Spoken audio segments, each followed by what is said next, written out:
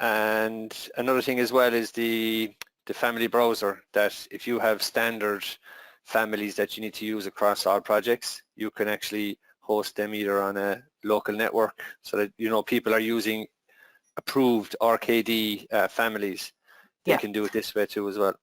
I haven't fully pushed that one out, so my template would have standard stuff embedded in it from the get-go, and I have certain workflows kind of set up, so I haven't explored that one fully. That's something that we've other customers who are using it to track what, if you had a specific folder that has all your families in it, it can be cloud-based or on a local server.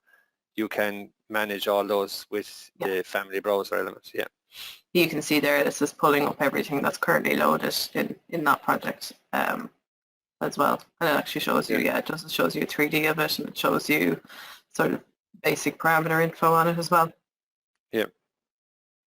Oh, that's perfect. And these are only a portion of what you're using. So it's just to show all the attendees that it has massive potential for saving time and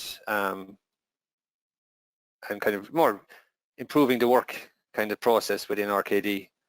If anyone wants to email us afterwards, happily to just send an email to myself or to sales@symetri.ie, or we can, if you go on to naviate.com, you'll have access to all the Naviate features and see exactly what's available. Thanks very much again, Deborah. I know you were feeling a bit unwell, and it was a very good presentation.